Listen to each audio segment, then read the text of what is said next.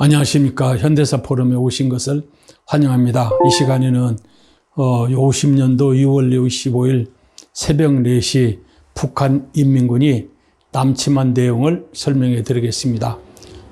전 시간에 말씀드린 대로 49년도 5월 5일 날 평양 강태무 2개 대대 360명이 평양에 가서 시가에 행전할 때 김일성, 최용건, 김책 등 북한 수뇌부가 38선만 넘으면은 남해는 완전히 점령할 수 있구나 이렇게 생각해서 남침 준비에 전력을 다했습니다. 스탈린을 설득하기 위해서 남한에는 조선공산당원이 60만이 있다. 그리고 군인 안에 이렇게 빨치산이 많이 있다. 이렇게 설득하지만은 설득에도 안 돼서 이대로 가면은 남한의 국군이 북침하면은 우리는 다 망하게 된다. 이를 강조해서 49년도 8월 달에 국군이 북침할 가능성이 있다. 이렇게 스탈린한테 설득을 했지만은 스탈린은 쉽게 동의를 하지 않았습니다. 그러자 이제 50년도 3월 달에 다시 이제 김일성이가 스탈린을 만나서 동의를 이렇게 하는 동의를 요청하는데 소련의 도움을 받으려는 것은 무기 때문에 그렇습니다. 전차 때문에. 그래서 이렇게 소련에서 전차를 지원해줘야 남쪽을 이렇게 공격했을 때 이렇게 점령할 수 있기 때문에 무기 때문에 동의를 계속 했던 것입니다. 그래서 3월 달에 가서 이렇게 스탈린을 통해서 이렇게 남침 동의를 얻고, 그리고 이제 전차는 250대, 그리고 이제 최신형 곡사포는 122mm 곡사포 해서 이제 1949년부터 1950년 이렇게 초에 소련으로부터 대량 무기가 이제 북한으로 왔습니다. 그래서 북한에 있는 사람들은, 철도 옆에 사는 사람들은 밤낮으로 탱크를 나르죠. 그 다음에 뭐 곡사포 나르죠. 실탄 나르죠. 무기 나르니까 곧 전쟁이 일어나겠구나. 이렇게 다들 국민들은, 북한의 주민들은 생각을 했다고 그래요. 그래서 준비를 해서 1950년 6월 25일 새벽 4시에 남침했는데, 이 북한에서는 소련하고 포병하고 보전포 이렇게 소련으로부터 무기는 이렇게 지원을 받았지만은 이 전차하고 곡사포 훈련이 제대로 안 됐는데 빠른 시일 내에 이렇게 남침을 해야지 시간을 늦추면은 남쪽에서 준비를 하면 안 된다 해서 훈련이 좀 덜 됐더라도 이렇게 50년도 6월 25일 새벽 4시에 남침을 했습니다. 남침할 때 주로 공격한 장소가 이제 의정부인데, 의정부는 왜 그러냐면은 문산은 임진강이 있어서 강을 넘기가 어렵고, 그리고 춘천은 소양강이 있어서 강을 넘기가 어렵고, 그리고 강릉은 서울에서 멀고, 그래서 인민군의 주 공격은 의정부로 결정했는데, 의정부로 결정한 이유는 포천 위에 그 양문리가 있는데 양문교가 38선 우측입니다.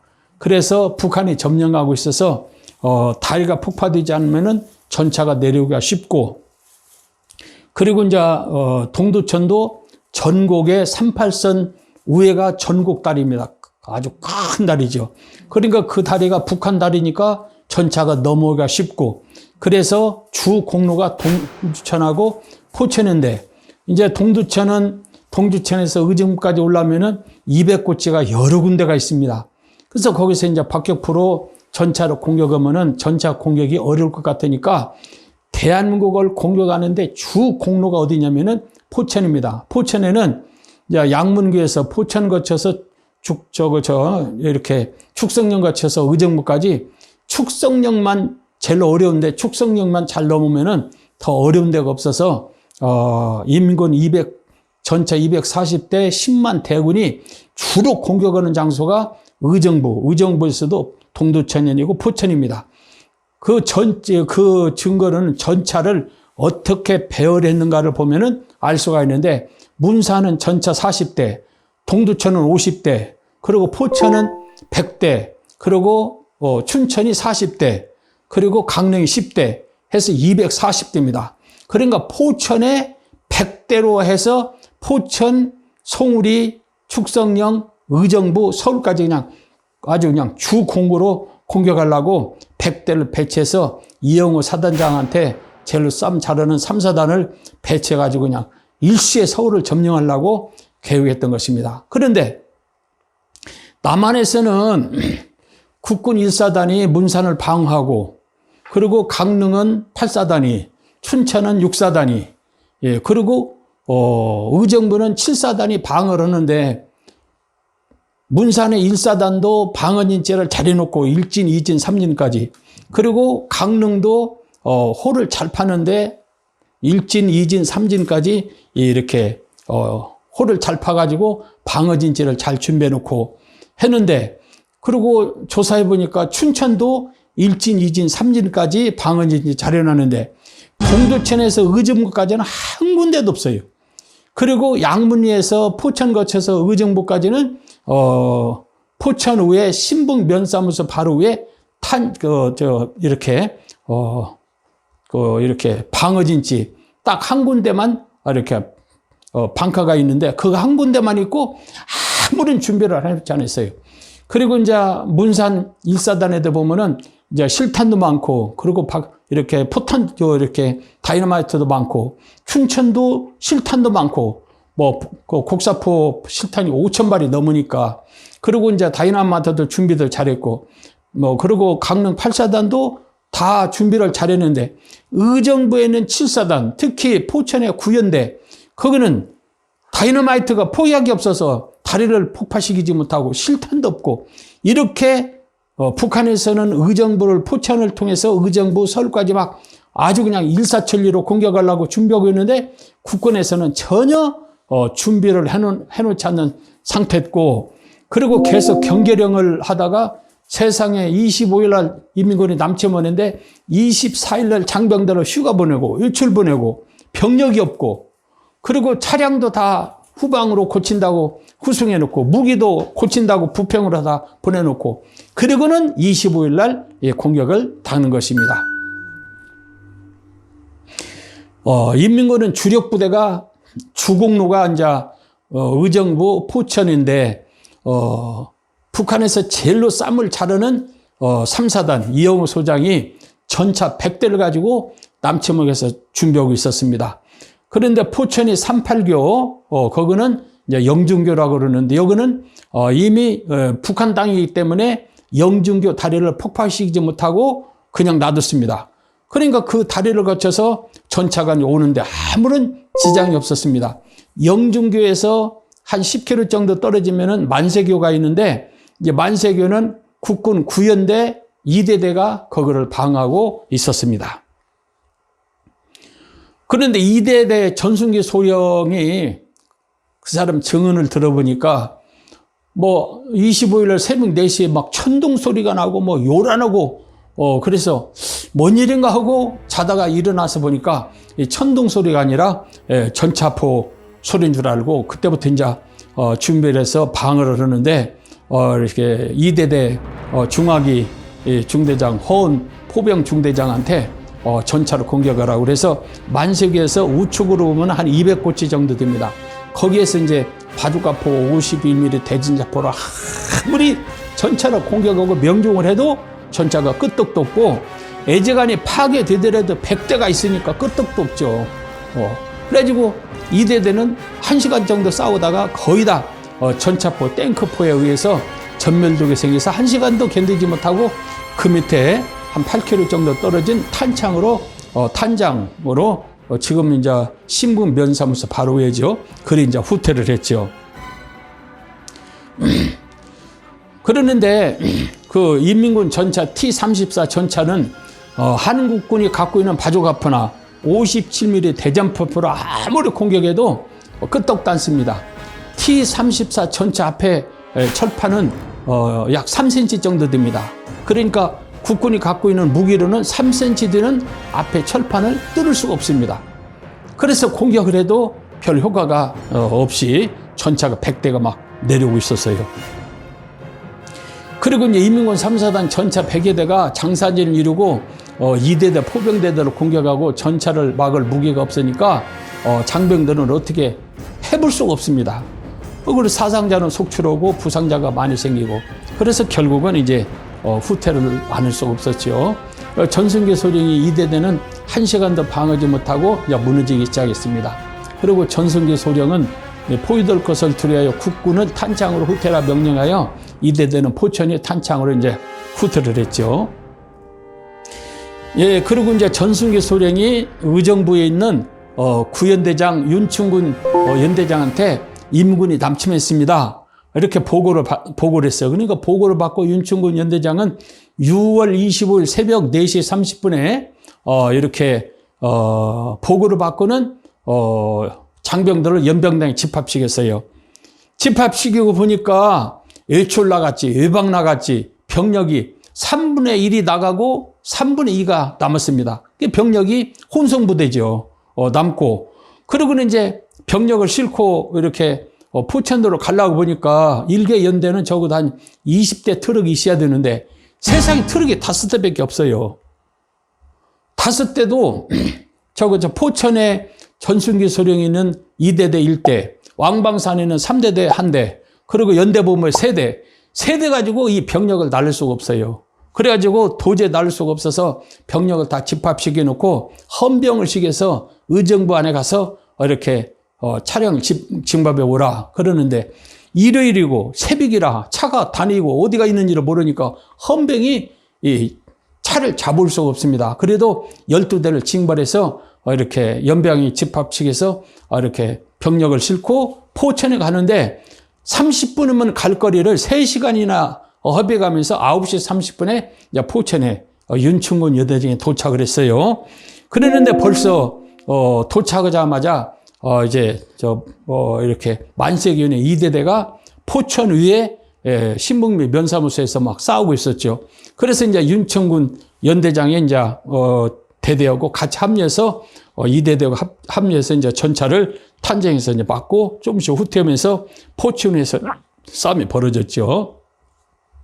국군 7사단 구연대는 포병중대는 바주카포 57mm 대전자포로 막 T-34 전차를 아무리 공격해도 끄떡지 않습니다. 그리고 이제 그 전자포가 구연대를 향해서 막 공격을 하니까 탄장에서도 2개 대대가 그러니까 전순기 대대하고 윤충균 대대 1대대하고 2대대가 합쳐서 방어를 해도 1시간도 견디지 못하고 망해버렸습니다. 그러면은 25일 오전 10시경에 이민군 3사단 선발부대가 전차 100여 대가 남침하여 오는데 그 끝이 보이지 않았고 뒤에서 오토바이 부대, 기마 부대, 보병부대, 포병부대가 장사전을 이루고 오는데 장병들이 보니까 북한에서는 저렇게 준비를 철저히 잘해갖고 오는데 남쪽에서는 도대체 이게 뭐냐. 세상에 어저께 오늘 인민군에 내려올 건데 어저께 휴가 유체로 보내고 그리고 차량도 다 고치라고 부대에서 고치려도 되는데 부평으로 보내라고 그러고 그리고 이렇게 무기도 실탄도 다 그냥 준비를 않고 그리고 우리 보고 싸우라고 그러느냐. 그래가지고 이계 대대가 싸움을 제대로 못하고 이렇게 그냥 박살이 나버렸습니다. 국군 7사단 제8포병부대 293 소령이 있는데 105포 15문입니다. 그러니까 동두천에 몇 대 보내고 나머지는 이제 포천에 있는데 그러니까 전부 다 15문 중에서 4문은 동두천, 10문은 지금 포천에 갖고 있는데 공격에서 싸우려고 보니까 이 실탄이 없는 거예요. 그런데 전차가 오면은 이게 곡사포지만은 직선으로 이렇게 직격탄으로 올려서 쏘지 않고 직선으로 쏘아버리면 1000m까지 500m, 1000m까지 전차가 오면은 파괴된다고 그래요. 그래서 293 소령이 이 105표 10문을 가지고 이제 쏘려고 보니까 실탄이 없는 거예요. 실탄이 없어서 293 소령은 105mm 곡사포를 쓰지 못하고 고철로 그냥 버리고 이제 후퇴를 했죠. 그러는데 송우리에 이제 포병학교 교도대라고 그래서 훈련하는 포를 가지고 김풍 소령이 또 막으려고 이제 준비하고 왔었어요. 근데 김풍 소령도 실탄을 별로 안 갖고 와서 결국은 싸움을 못하고 이제 축성령으로 후퇴를 했죠. 그래서 이제 포천 전투가 만세에서는 1시간 정도, 포천에서도 1시간 정도 하다가 도저히 이제 전차 때문에 더 이상 구연대가 싸움을 이제 할 수가 없죠. 그러면은 윤충군 연대장이 후퇴를 하면은 7사단장 유재흥 장군한테 이렇게 전차 때문에 도저히 싸울 수가 없습니다. 그러니까 포천에서 축성령으로 의정부로 후퇴해야 되겠습니다. 그러면 그렇게 하십시오. 허가를 받고 후퇴를 해야 되는데 이 윤충군 연대장이 7사단장한테 보고도 없이 인민군이 없는 광릉내로, 그러니까 퇴계원 쪽으로 광릉내로 그냥 도망쳐 버렸습니다.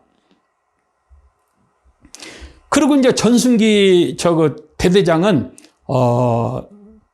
윤충군 연대장을 따라서 이렇게 광릉으로 도망가지 않고 포천 뒤에 보면 왕방산이 있습니다. 왕방산으로 숨어 들어갔어요.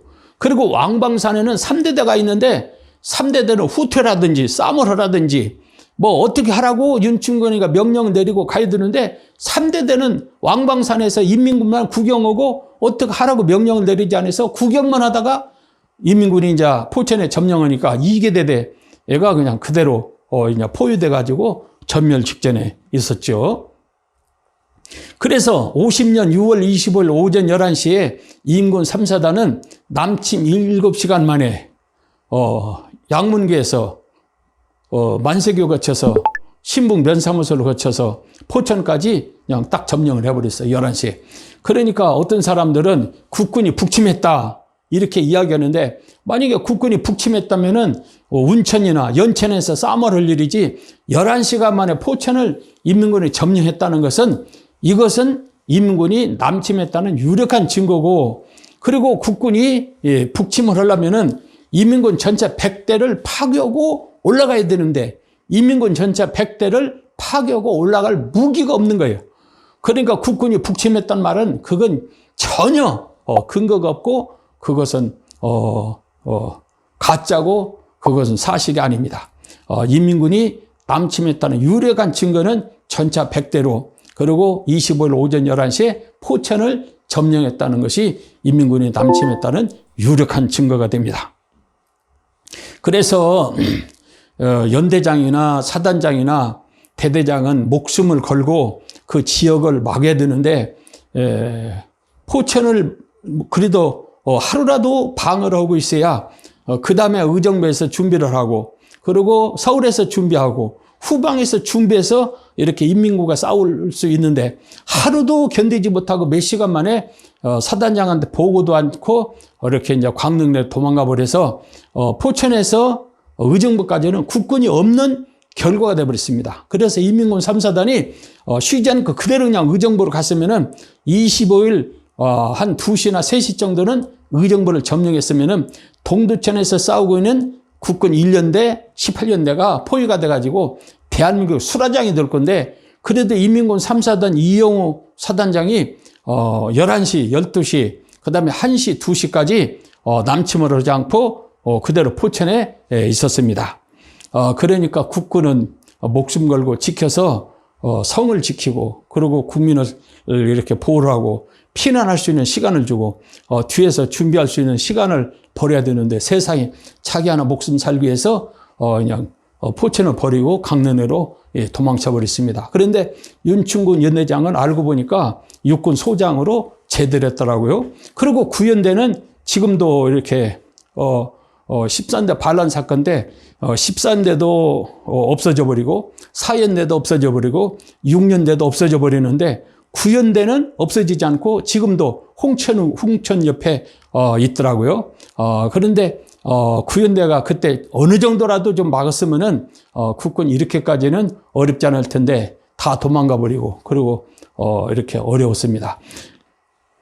그래서 이제 포천이 이제 어렵다고, 그래서 육군본부에서는 수도 사단 3년대를 포천에 가서 방어하라 해서 포천으로 이제 가려고 준비를 했습니다.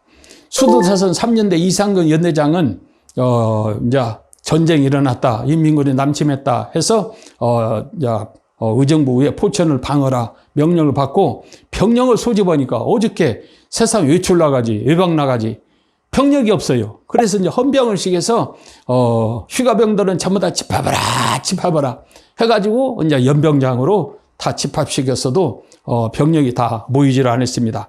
일개 연대는 3개 대대로 되어 있는데 3개 대대가 다 모이질 않은 거예요. 그리고 이렇게 포천으로 가려고 보니까 세상에 3년대는 차량이 한 대도 없는 거예요. 어떻게 서울을 지키는 그 연대에 트럭이 한 대도 없어요. 그래서 헌병을식에서 서울 시내 가서 차량을 징발해오라. 그러니까 일요일이고 새벽이라 차가 안 보여가지고 징발하기가 힘들었는데 헌병 그래도 20대를 징발해가지고 거기다 병력을 싣고 가는데 1대대, 2대대, 3대대를 있는 대로 다 모아가지고 2대대를 편성을 해서 이렇게 전방으로 포천으로 보냈습니다.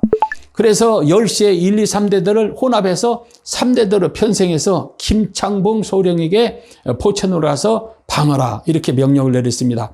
그래서 김창봉 소령이 3개대를 합쳐가지고 3대대로 만들어서 지금 포천으로 이제 가는 도중인데 서울 시민들은 그런 국군을 잘 싸우고 돌아오라 이렇게 만세를 불러주고 그랬습니다. 김창봉 대대장이 이제 의정부를 거쳐서 포천으로 이제 가던 축성령을 지나서 이제 포천으로 가던 도중에 송우리 근방에서 국군 패잔병을 만났어요. 어느 부대 소속이냐 물어보니까 구연대 2대대 장병입니다. 그래서 그러면은 연대장과 대대장은 어디 있느냐 이렇게 물었어요. 연대장과 대대장은 어디 있느냐 하고 물으니까 뭐 연대장, 대대장, 중대장은 어디 있는지 모르겠고 우리는 이제 이렇게 포천에서 싸우다가 지금 도망가는 이렇게 후퇴하는 중입니다. 그러니까 어떻게 구연대 연대장이나 대대장들이 없고 저런 장병들만 후퇴를 하는가 하고는 이제 김창봉 대대장이 좀 이상하게 생각을 했어요. 그래서 송우리 지금 육군단에서 또 내려오면은 송우리고 송우리 좀 내려오면은 이렇게 축성령 좀 밑에 거기서 이제 이렇게 3년대가 이제 방어를 했어요. 방어를 했는데 만약에 이제 전선을 따라서 구연대가 2대대도 송우리 쪽으로 3대대도 송우리 쪽으로 윤충군이가 데리고 간 1대대도 송우리 쪽으로 이렇게 후퇴를 해서 송우리에서 수도다산 3년대하고 9연대하고 합쳐서 거기서 인민군을 막아야 되는데 왕방산에서 3대대는 의정부로 그냥 명령도 없이 다 도망가 버리고 2대대도 다 도망가 버리고 윤충군 예대장 1대대는 강릉로 도망가 버리고 세상에 1개 연대가 다 흩어져 버렸어요. 몇 시간 만에. 그리고는 이제 3년대가 이제 3대대가 송울에서 이제 방어구에서 진치를 굳혀가고 이렇게 준비하고 이제 인민군 오기를 기다렸었죠. 김창봉 대대장 포천에서 8km 떨어진 그 송우리 근방에 이제 방어 진치를 굳히겠죠. 그런데 인민군 3사단 이영호 사단장이 25일 날 오전 11시에 포천을 점령해놓고 그냥 막바로 축성령을 해서 의정부까지 막 공격을 했으면은 난리 났죠. 그리고 전차가 100대나 되고. 그랬는데 오후 2시 30분까지 그냥 송우리에서 인민군 3사단이 포천에서 송우리까지 오질 않는 거예요. 그래서 왜 안 오는가 하고는 이렇게 좀 국군들은 의아하게 생각을 했죠. 6월 25일 4시 30분 정도 되는데 이상근 연대장이 휴가병들이 이제 왔기에 휴가병들로 모아가지고 그 사람들을 장병들 데리고 다시 이제 의정부에 송우리 밑에 포천 밑에 송우리를 가서 3대대하고 이제 합쳐갖고 일개 연대가 거기서 이제 진지를 구축하고 있었어요. 그래서 이제 이상근 연대장이 총지휘를 하고 그리고 김창봉은 대대장으로서 이제 방어 진출을 하는데 4시 30분에 인민군 전차가 쫙 오는 거예요. 그래서 이제 3년대 포병대대 57mm 대전자포, 바주카포가 있는 힘을 다해서 인민군을 쏘았죠. 그래서 이제 전차포나 바주카포가 인민군 전차에 이제 명중이 됐는데도 끝도 없이 남전을 해서 오히려 이제 전차 탱크포가 인민군 국군 3사단을 막 공격하니까 국군 3사단은 방을 무기도 없고 공격을 무기도 없으니까 그냥 1시간도 못 돼갖고 수라장이 돼가지고 이제 송우리에서 축성령으로 이제 도망을 갔죠. 그러면은 송우리에서 축성령으로 갈 때도 이상근 연대장이 7사단 유정 장군한테 보고를 해야 되고 축성령 상황을 설명을 해야 되는데 이상근 연대장도 이상하게 유정 장군한테 보고를 하는 거예요. 그리고 이제 오후 6시에 이제 축성령에 이제 국군 3사단이 이제 다 모였어요. 그러는데 다 모여서 인원을 파악해 보니까 1개 연대가 2개 중대밖에 안 돼요. 그러는데 아무리 기다려도 임군이 오질 않은 겁니다. 그러니까 이것들이 뒤로 해서 포위를 하는가 이런 생각도 하고, 그리고 이제 오후 이제 6시 지나서 7시 지나서 8시가 지나니까 8시 되면 6월 달에 이제 해가 떨어지잖아요.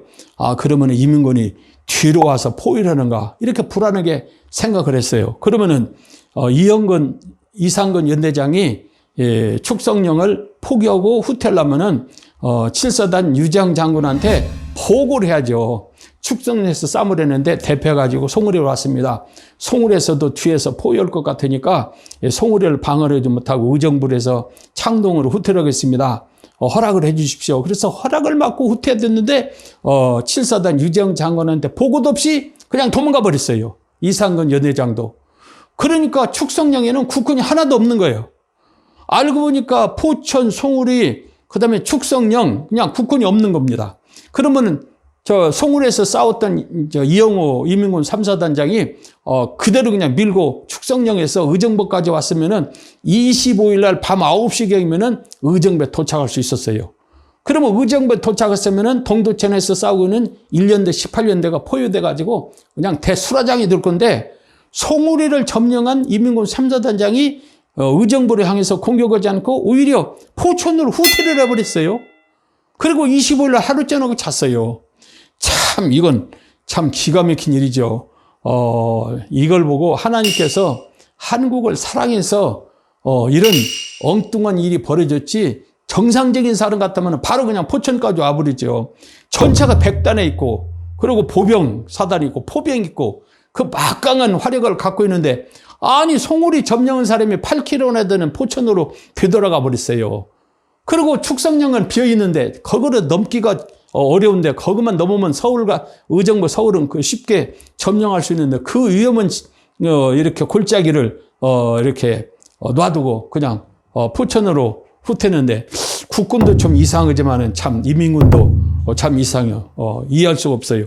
근데 이영우가 살아있으면은 북한에 가서 꼭 만나서 물어보고 싶었는데, 이영우가 이렇게 김일성이가 이렇게 작전을 잘못해서 망해버렸다. 내가 하자는 대로 했으면 벌써 남한을 점령할 건데, 그렇게 했다 그래서 50년도 11월 달에 저 강계에서 논쟁이 벌어져 버렸어요.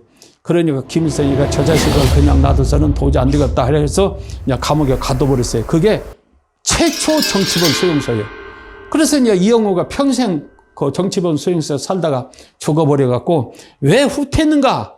그런 것을 지금 물어볼 수도 없고 들을 수도 없고 내용을 모르죠. 그러니까 6.25는 아무리 연구를 하더라도 북한 자료가 정확하지 못하고, 그리고 북한에 이제 참전했던 한 75명, 6.25 때 참전했던 사단장급, 연대장급들이 75명이 다 죽어버려갖고 6.25를 제대로 파악하기가 어려워서 아무리 6.25를 연구를 잘했다고 그래도 북한 자료 증인들이 없어서 100% 6.25를 다 이렇게 안다는 것은, 연구한다는 것은 좀 불가능한 일 같습니다.